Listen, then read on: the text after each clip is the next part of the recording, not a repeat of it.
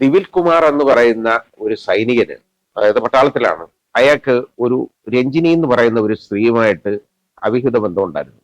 ഇതില് ഈ രഞ്ജിനി ഗർഭിണിയാവുന്നു. ഗർഭിണിയായി കഴിഞ്ഞിട്ട് അവര് പോലീസിൽ പരാതി കൊടുത്തു. അവര് ഇതുപോലെ ഇയാള് അങ്ങനെ ചതിച്ചു വഞ്ചിച്ചു എന്നുള്ള രീതിയിലെല്ലാം ആയി, പ്രശ്നമായി കഴിഞ്ഞപ്പോ അപ്പോ ഇവിടുന്ന് ഒരു കോടതി ഓർഡർ, കോടതിയുടെ ഉത്തരവാണെന്ന എന്റെ ഓർമ്മ വന്നത്. അതായത് ഇയാളുടെ DNA പരിശോധിക്കണം. ഇയാളെ കാരണം ഈ കുട്ടികൾ ഇയാളതാണോ എന്നറിയാൻ. അതായത് അത് ഗർഭത്തിൽ കിടക്കുക, അന്ന് പ്രസവിച്ചിട്ടില്ല. അപ്പൊ എന്നാലും DNA പരിശോധിക്കാം, DNA പരിശോധിക്കണം എന്നുള്ള രീതിയിൽ ഓർഡർ വന്നു. അത് DNA പരിശോധിച്ച പ്രശ്നവും അപ്പോഴത്തേക്ക് ഇത് പൂർണ്ണ ഗർഭിണിയായിട്ട് ഈ സ്ത്രീ നമ്മുടെ തിരുവനന്തപുരത്ത് കേട്ടോ SIT ആശുപത്രിയിൽ പ്രസവത്തിനായിട്ട് പോയി. പ്രസവത്തിന് ചെന്ന് കഴിഞ്ഞപ്പം ഇയാളുടെ കൂട്ടുകാരനൊരു മറ്റോ മുങ്ങിയേക്കുക, ഈ ദിവിൽ കുമാർ, അയാളുടെ കൂട്ടുകാരൻ ഒരു സൈനികൻ കൂടുണ്ട്, ഇയാളെ വലിയ സഹായി രാജേഷ്.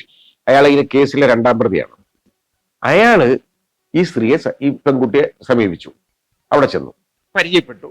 വളരെ കാര്യമായിട്ട് മറ്റവന്റെ കാര്യം ഒന്നും പറയാതെ ഇയാള് വളരെ അടുത്ത് ഒക്കെ പെരുമാറി എല്ലാം ഇടപെട്ടു, റെഡിയായി. ഇവർ പ്രസവിച്ചു. ഇരട്ട കുട്ടികളാണ്, 2 പെൺകുഞ്ഞുങ്ങൾ പ്രസവിച്ചു.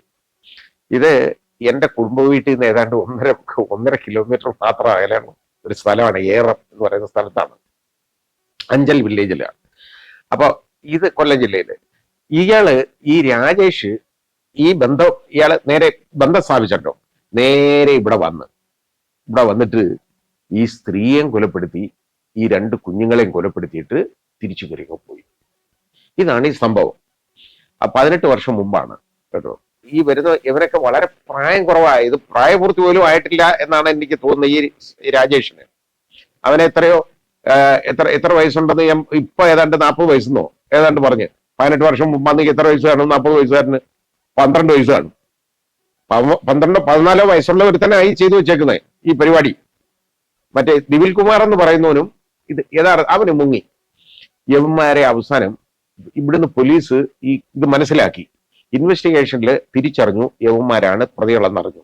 അറിഞ്ഞിട്ട് നേരെ ഇവരുടെ പുറകില്, ഇവര് അസമിലെ എന്തോ ആയിരുന്നു അന്ന് ഇത് ജോലി ചെയ്യുന്നത്. അപ്പൊ അവന് പുറകെ പോയി.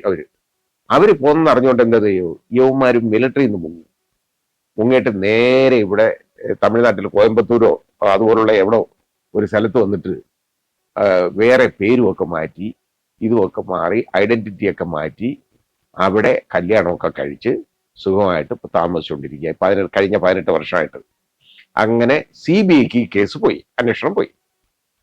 CBIക്ക് ഈ കേസ് പോയി കഴിഞ്ഞപ്പോഴത്തേക്ക് CBI അന്വേഷണം ഏറ്റെടുത്തു. CBI അന്വേഷണം ഏറ്റെടുത്തിട്ട് അവർ നന്നായിട്ട് അന്വേഷിച്ചിട്ട് ഉമ്മാരുടെ വേറെ ബോക്സ് കണ്ടുപിടിച്ച് പോയി ഇന്നലെ കസ്റ്റഡിയിൽ എടുത്തിട്ടുണ്ട് കേട്ടോ. അങ്ങനെയാണ് അറസ്റ്റ് ചെയ്തത്. അതായത് 1ാം പ്രതി ദിവിൽ കുമാറും 2ാം പ്രതി രാജേഷും, ഇവന്മാരെ 2ഉം ഇപ്പൊ അറസ്റ്റിലായി. നമ്മൾ ഇതിനകത്തെ കുറിച്ച് ചിന്തിക്കേണ്ടേ നോക്കിക്കോളൂ. എന്തുമാത്രം കഠിന ഹൃദയരായവന്മാരെന്ന് ആലോചിച്ച് നോക്കുള്ളൂ. അവനും മറ്റവനും വേറെ കല്യാണം കഴിക്കണം, ഈ ദിവിൽ കുമാറിന്. അത് കഴിക്കണമെങ്കിൽ ഇവളെ ഒഴിവാക്കണം.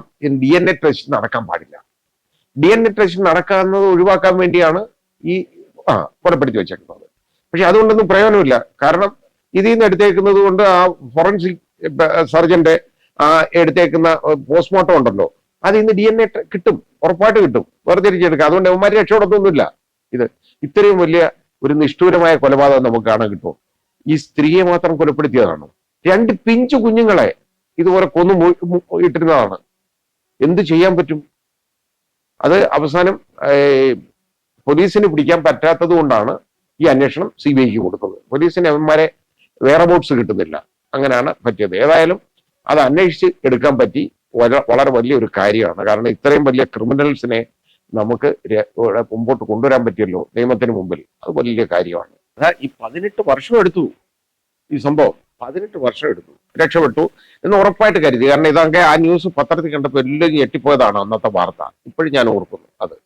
അപ്പൊ ഇത്രയും വർഷം എടുത്തു. ഇത്രയും വർഷം അവന്മാർക്ക് ഒളിച്ച് താമസിക്കാൻ പറ്റിയല്ലോ നമ്മുടെ രാജ്യത്ത്. ഇത് വലിയൊരു കാര്യമാണ്, നമ്മൾ മനസ്സിലാക്കേണ്ട ഒരു കാര്യമാണ്. ഇത്രയും വർഷം ഈ കൊടും ക്രിമിനലുകൾക്ക് ഇവിടെ എന്തുമാത്രം ആസൂത്രണമായ കൊലപാതകമാണെന്നറിയാം ആസൂത്രണം ചെയ്തത്. ഈ സ്ത്രീയെയും 2 പിഞ്ചു കുഞ്ഞുങ്ങളെയും അപ്പൊ അത് അവനെ അവരുടെ അടുത്ത് പോകാൻ പറ്റുമല്ലോ വേറെ കാര്യത്തിനൊക്കെ. എന്നാ പിന്നെ അവരെ സംരക്ഷിച്ചൂടെ ഈ കുഞ്ഞുങ്ങളെ? അതിന് പകരം അവരെ കൊന്നുകളയുന്നു എന്നുള്ളതാണ്.